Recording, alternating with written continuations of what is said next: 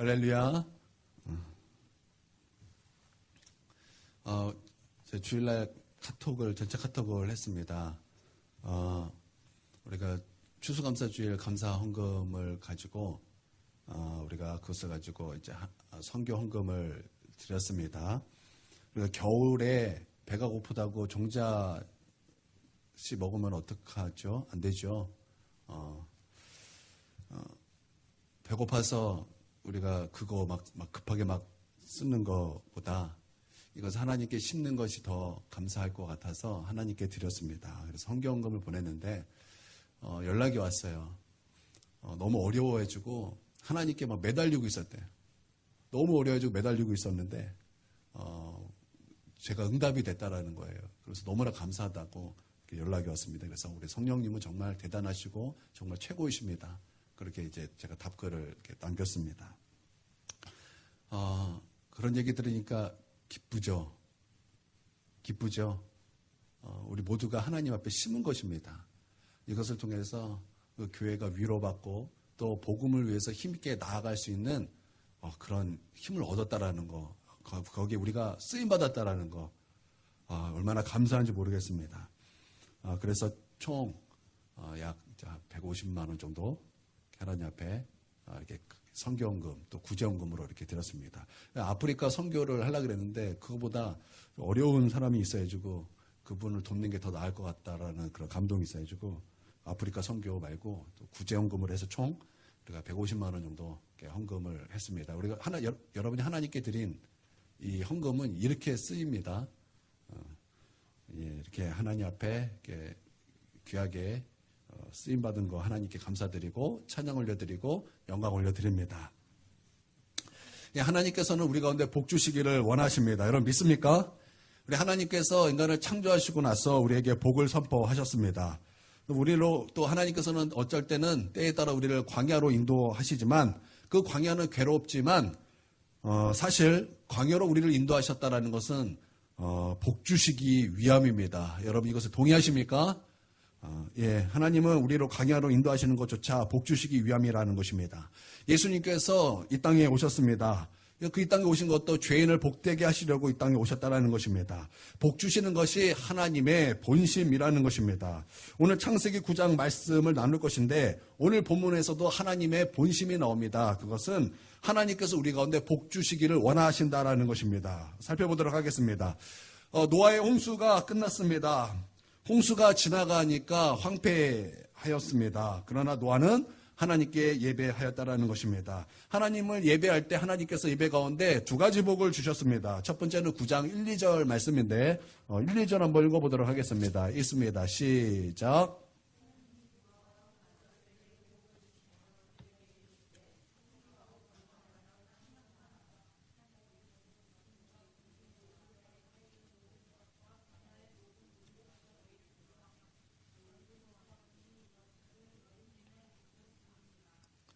생육하고 번성하라는 거예요. 충만하라는 것입니다. 너희 손에 다 붙였다라는 거예요. 너희가 무엇을 하든지 복이 있을 것이라는 것입니다. 너희가 무엇을 하면 거기 복이 있어서 번성하게 될 것이고 너희가 어떤 일을 하면은 너희가 거기 충만하게 될 것이고 너희는 지금 하나님의 복을 내렸으니까 너는 그 복 가운데 살아라. 우리 하나님께서 예배 가운데 복 주셨다라는 것입니다. 그러므로 예배 귀하게 여기는 저 여러분이 되기를 주님의 이름으로 축원드립니다. 예배 귀한 것입니다. 예배 놓치지 않게 되기를 바랍니다. 예배 포기하지 않게 되기를 바랍니다. 예배 목숨 것이기를 바랍니다. 예배는 목숨 걸 가치가 있는 거예요. 예배는 목숨 걸 가치가 있다는 것입니다. 여러분 예배 목숨 것이길 바랍니다. 예배 모든 것을 거시길 바랍니다. 하나님께서 예배 가운데 복 내려 주시더라는 것입니다. 이게 첫 번째 복입니다. 두 번째는 안심하는 복을 주셨다는 것입니다. 여러분 홍수가 얼마나 끔찍했습니까? 온 세상이 뒤틀리는 홍수였습니다. 온 세상이 뒤틀리는 홍수예요. 하늘문이 열렸습니다. 땅에 또 열렸다라는 거예요. 그래서 온 물이 온 지구에 가득하게 되었다라는 것입니다. 뒤틀렸어요. 얼마나 무섭고 두려운 홍수였겠습니까? 여러분 상상해 보셨습니까? 만약에 이 홍수가 진짜 내 눈앞에 펼쳐진다면 이게 얼마나 무서운 것인가? 온 세상을 휩쓰는 홍수였어요. 모든 사람을 죽이는 홍수였어요. 모든 짐승들이 다 죽는 그런 홍수였어요. 막 지진이 일어나고 그 안에서 막 땅들이 갈라지는 그런 홍수였다라는 거예요. 엄청난 홍수였다라는 것입니다. 그런데 하나님께서는 이제 다시는 물로 심판하지 않겠다. 그게 말씀해 주셨다라는 것입니다. 안심하라는 거예요. 이제 그런 일 없으니까 안심하라. 괜찮다. 놀라지 말라. 그리고 너희는 이제 그 위에 생육하고 번성할 것이다. 이게 하나님께서 안심의 복을 주셨다라는 것입니다. 당연한 것 아니죠. 하나님이 주신 것을 알면은 당연한 것이 아닙니다. 당연한 것이 아님을 알기에 거기에 감사가 있다라는 것입니다. 하나님의 응답을 받았다고 아는 사람은요, 당연하다고 생각하지 않습니다. 하나님의 은혜이기 때문에 감사가 있다라는 것입니다. 여러분, 요셉을 한번 우리가 생각해 보도록 하겠습니다. 저는요, 우리가 말씀 가운데 어떤 진리와 어떤 교리에 대해서 딱딱딱 부러지게 말씀을 전하는 거 굉장히 중요하다고 저는 믿습니다. 그래서 저렇게 생각합니다. 여러분 동의하시죠? 우리가 정말 알지 못할 때는 그냥 딱딱딱딱 찝어주는 것이 굉장히 도움이 될 때가 있다는 것입니다. 그런데 이야기를 전하는 것도 참 중요하다고 저는 생각합니다. 이스라엘 그 아이들에게는 어떤 교리를 찝어서 어떤 진리를 찝어서 딱딱딱 이렇게 알려주는 대신 이야기를 많이 해준다 그럽니다. 만약에 요셉의 이야기를 500번 정도 하면은 그 아이들이 내가 요셉인지 요셉이 난지 헷갈린다 그래요. 그래서 어떤 일을 결정할 때 마치 요셉처럼 결정을 하더라는 것입니다. 다윗 얘기를 500번 하면은 내가 다윗인지 다윗이 나인지 헷갈린대요. 그래서 어떤 일을 하든지 다윗의 믿음처럼 그렇게 결단하고 행동하고 생각하더라는 것입니다. 그래서 다니엘에 대해서 500번 정도 얘기해주면 아이들이 또 내가 다니엘인지 다니엘이 나인지 헷갈리더라는 거예요. 그래서 다니엘처럼 행동하더라는 거예요. 다니엘처럼 믿음으로 나아가더라는 것입니다. 그러니까 이야기 듣는 거 굉장히 중요하다는 거예요. 반복해서 하나님의 말씀 이야기 듣는 거 굉장히 중요하다는 것입니다. 나는 우리 아이들뿐만 아니라 우리 모두가 그런 이야기도 많이 알아서 이야기를 마음에 품고 어떤 결정을 할 때 요셉처럼 또 다윗처럼 다니엘처럼 성경에 모든 이야기에 나온 그 주인공처럼 그렇게 믿음으로 생각하고 믿음으로 결단하고 믿음으로 말하는 저와 여러분이 되기를 주님의 이름으로 축원드립니다. 요셉 형들이 요셉을 돈 받고 팔아버렸습니다. 그리고 노예가 되었습니다. 빨갈 벗고 이제 노예장에 깔려서 이제 노예를 사고 파는 것에서 이제 보디발 장군의 집에 이제 시위대장 보디발 장군의 집에 이제 팔려가서 노예 생활을 하였습니다. 여러분, 노예라는 것이 얼마나 끔찍합니까? 노예라는 것은 그냥 어떻게 그냥 봉사하고 일하고 이런 정도의 사람이 아닌데 인격이 없는 그냥 사람이 아니라 물건 취급받는 그런 존재라는 것입니다. 사람이 아니에요. 그냥 재산 중에 일부입니다. 주인이 가서 죽여도 되고 주인이 가서 어떻게도 되고 누가 뭐라 그럴 사람이 없는 그런 존재라는 거예요. 그러니까 얼마나 그 인권이 있겠습니까? 없겠습니까? 인권 없다라는 거예요. 인권 없습니다. 여러분, 그 영화 중에 글래디에이터라는 영화가 있습니다. 검투사입니다. 그 검투사가 이제 그 주인 노예들을 잡아다가 이제 검투사로 시켜서 이 콜로세움 같은 데서 이제 가서 이제 검투사를 이렇게 시킵니다. 그래서 사람들이 거기에 돈을 걸기도 하고 거기에 이제 유흥을 이제 스포츠를 즐기는 거예요. 그래서 이제 노예로 잡혀온 사람들, 그 사람들 뭐 처참합니다. 뭐 인권 없어요. 자기 주장 없어요. 자기 의지도 없어요. 그냥 하라는 대로 해야 되는 거예요. 너 가서 싸워라. 너 가서 죽어라. 그러면 갖고 나가서 죽어야 되는 거예요. 사자법 대라. 그럼 나가서 사자법 돼야 되는 그런 존재라는 것입니다. 처참한 생활을 해야 되는 그런 존재라는 거예요. 그렇게 그런 생활을 하다가 하나님의 은혜로 말미암아 총리가 됐고 맨 나중에 그의 고백이 무엇입니까? 맨 나중에 그의 고백이 뭐냐면 감사하다라는 거예요. 형들이 나를 팔아서 내가 정말 이렇게 고생했다 이런 얘기가 아니라 내가 하나님을 생각했더니 내가 하나님을 바라봤더니 너무나 감사하다라는 거예요. 하나님이 나를 먼저 보내셔서 우리를 살리시기 위해서 나를 먼저 보내신 것이다. 그렇기 때문에 나는 감사하다라는 것입니다. 당연한 거 아니라는 거예요. 당연한 거 아니기 때문에 감사하다라는 거예요. 하나님께서 이것을 행하셨기 때문에 이것은 하나님의 은혜라는 것입니다. 여러분, 나는 하나님을 은혜를 알고 당연한 것이 아님을 알고 나는 우리 입술에 우리의 마음속에 감사가 있는 저와 여러분이 되기를 주님의 이름으로 축원드립니다. 제가 우리 이번 주에 우리가 감사 예배였었고 감사의 말씀을 들었습니다. 그래서 저번에 이런 말씀을 들었습니다. 말씀은 예언의 성격이 있습니다. 여러분 믿습니까? 그래서 하나님께서 미리 알려주셨다는 것은 어떤 의미가 있다 그랬죠? 잘 준비하라는 거, 잘 대응해야 된다는 거예요. 너 이제 이렇게 해야 되는 일이 있으니까 그런 상황 속에서 너 감사해야 된다. 불평하면 안 된다. 그리고 원망하면 안 된다. 너의 입술을 조심해라. 너의 입술을 감사로 바꿔라.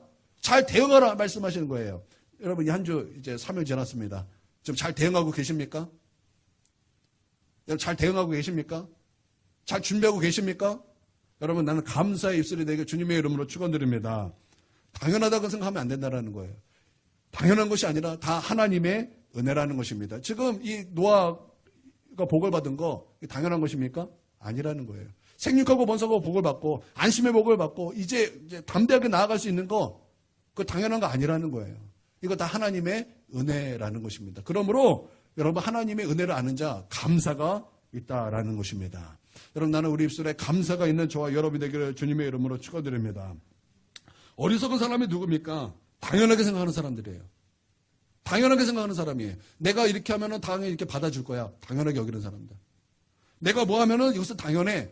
당연하게 여기다가 그냥 일찍 그냥 끝장 내버리는 사람들. 그래서 끝까지 기도해야 되는데 끝까지 기도를 해야 하는 것을 멈추고 그냥 스톱해버리는 사람들. 이게 어리석은 사람이라는 거예요. 어리석은 거예요. 당연하게 생각하면 안 된다는 거예요. 당연한 거 아닙니다.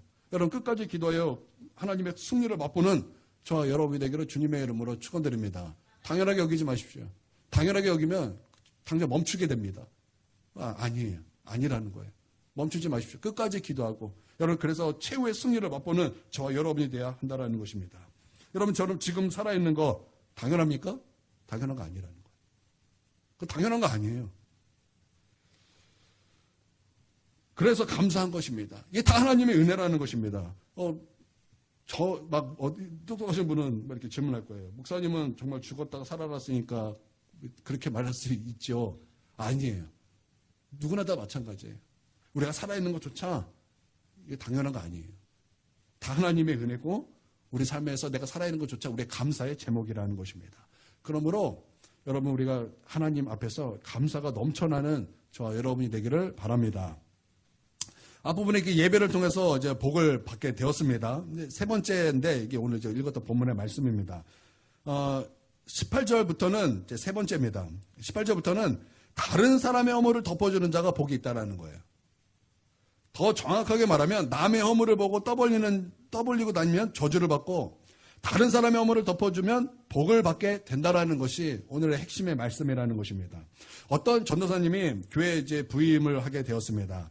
이제 담임 목사님이 이제 저녁 예배를 설교를 시켰습니다. 그러니까 전도사가 처음 부임해서 이제 첫 설교를 하니까 얼마나 잘하고 싶었겠습니까? 그 마음 충분히 이해합니다. 너무나 잘하고 싶었습니다. 그런데 마침 옆에 교회에 부흥회를 하는 것이었습니다. 너무나 유명한 목사님이어서 부흥회를 하는데 이제 저 부흥회 가서 목사님이 어떻게 설교해야 되는가 봐야 되겠다. 그러고 이제 봤습니다. 그래서 그분이 이제 설교를 하는데 너무나 은혜로웠다라는 것입니다. 이제 그분이 설교를 시작합니다. 그러면서 이제 제 아내 말고 나를 가장 따뜻하게 안아준 여자가 있습니다. 그러면서 그분이 누구냐? 그것은 저의 어머니입니다. 그러면서 이제 하나님의 그 사랑에 대해서 쫙 이제 은혜롭게 말씀을 전하더라는 것입니다. 전사님이 그것을 듣고서 저렇게 설교해야 되는 거구나. 그러고서 이제 그것을 이제 카피했습니다. 카피해주고 이제 그렇게 전하기로 이렇게 준비를 딱 했습니다. 그러고서 이제 저녁 설교를 하게 되었습니다. 그래서 그 이제 전도사님이 이제 설교를 시작합니다.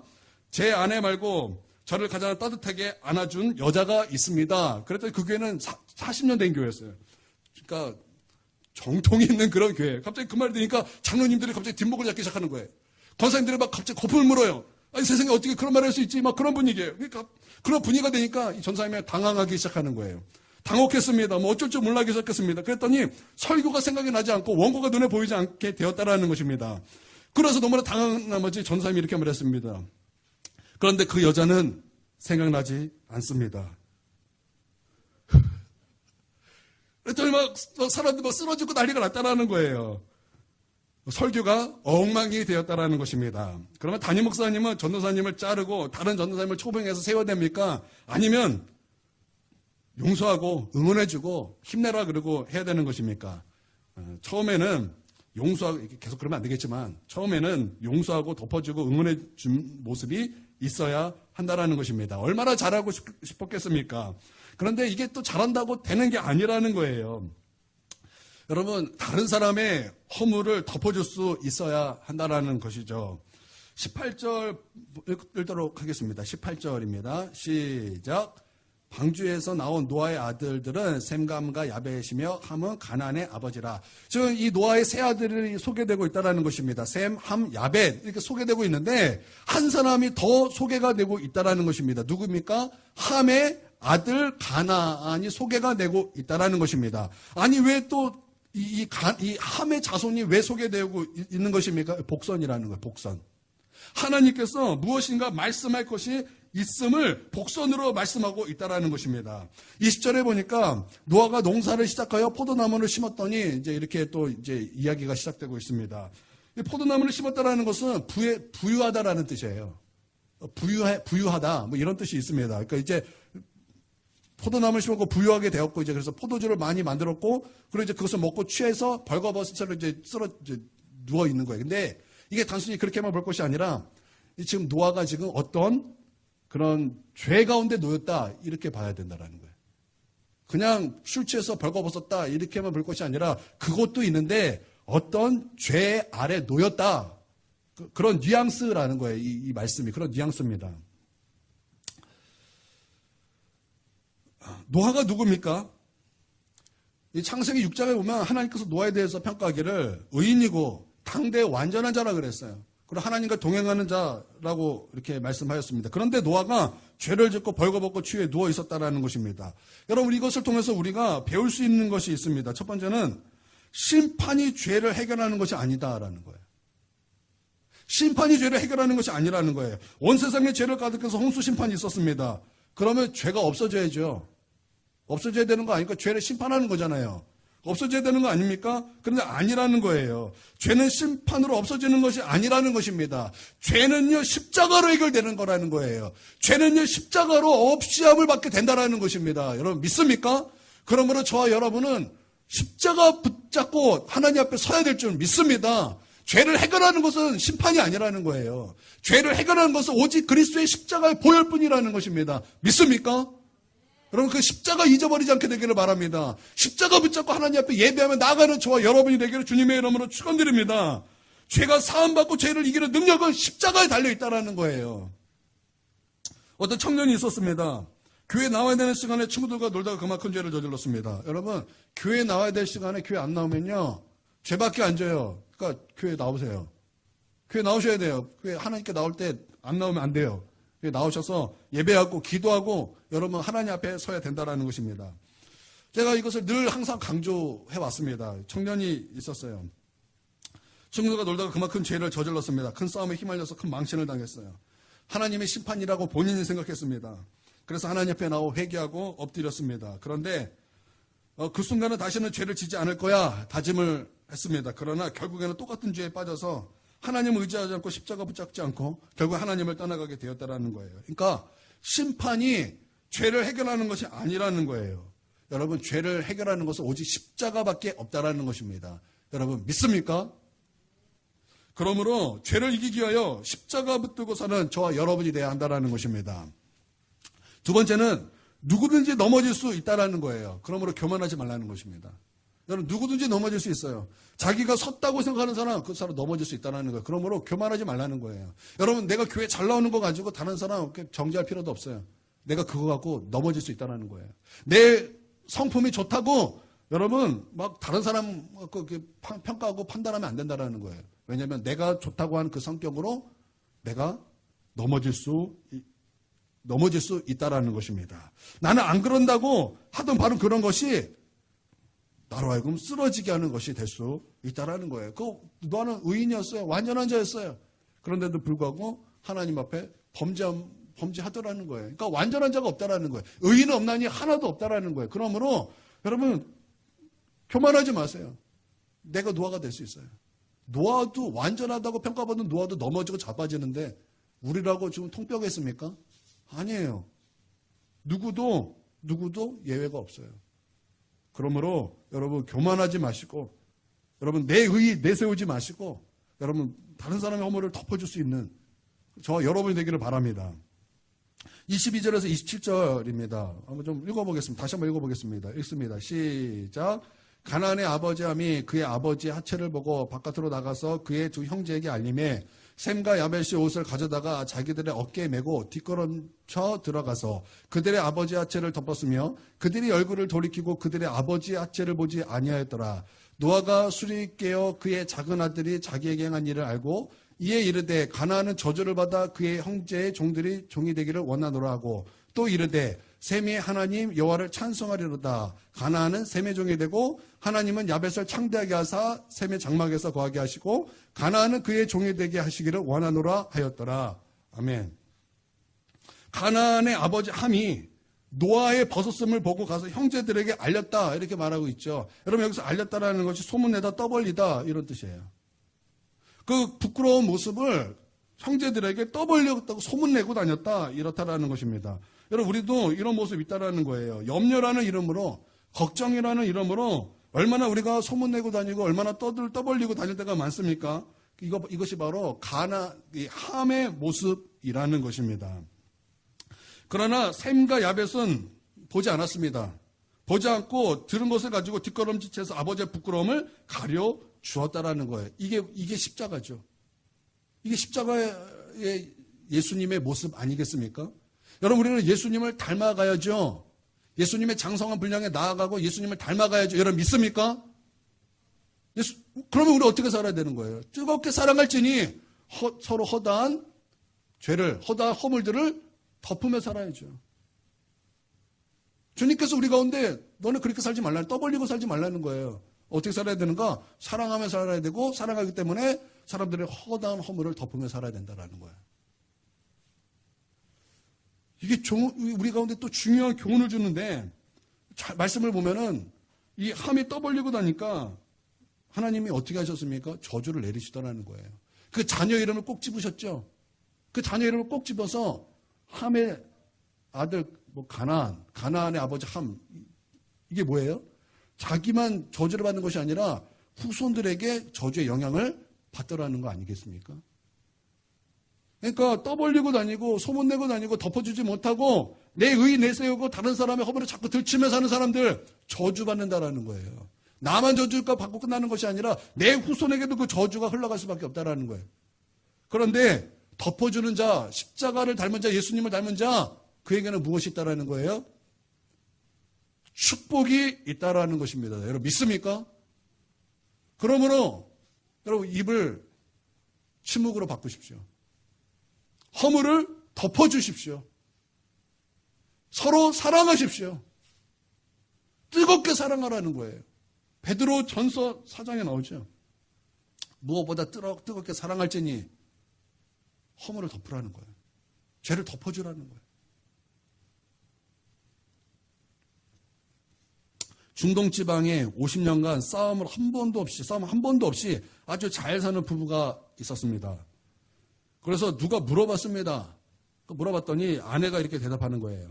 신혼여행의 경험 때문에 그렇습니다. 그래서 어떤 신혼여행인데 그렇습니까? 그래서 막 귀담아 들었습니다. 신혼여행을 가는데 이제 낙타를 타고 갔답니다. 그런데 낙타가 그만 이제 막 어떻게 하다가 남자를 딱 떨어뜨렸다라는 것입니다. 남자를 딱 떨어뜨렸어요. 근데 중동지방 남자가 얼마나 한성질하지 않습니까? 한성질의 중동지방 남자, 한성질하다라는. 그런데, 이제 여자가, 아내 되는 이제 이 사람이, 저 사람은 화내겠구나. 막 그 성격 나오겠구나. 그랬는데, 한마디도 안 하다라는 거예요.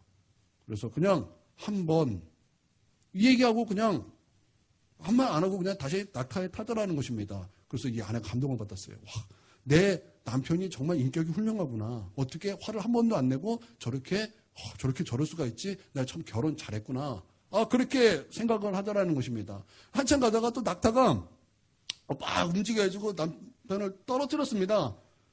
이번에도 화를 내겠지. 그래서 남자가 화 안 내더라는 거예요. 그리고 단지 2번 요만밖에 안 하더라는 거예요. 그래서 와, 진짜 나 결혼 잘했다. 정말 내 남편 정말 훌륭하다. 또 이런 인격을 가지고 있지. 막 너무나 기뻤답니다. 그래서 또 가다가 낙타가 또 한 번 또 떨어뜨린 거예요. 그래서 이제 아내가 생각하기를 이번에도 화 안 내겠지. 왜냐하면 내 남편은 인격이 훌륭하니까. 그런데 막 그때부터 기리기리 화를 내더니 총을 꺼내서 낙타를 쏴 죽이더라는 거예요. 이 아내가 화가 나요. 지금 막 노발대면서, 아니, 당신 신혼여행한테 무슨 총을 갖고 오냐면서 막 여자의 하이톤으로 막 남편에게 막 잔소리를 했다라는 거예요. 근데 남자가 화내지 않더라는 거예요. 한마디 했어요. 한 번.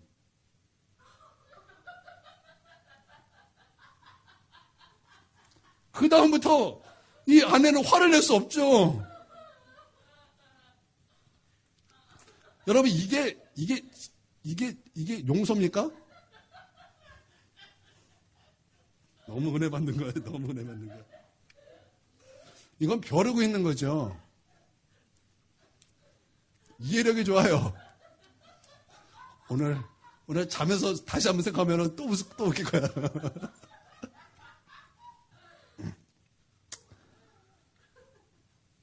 여러분, 허물을 덮어준다라는 것은요, 기억하지 않는다라는 거예요.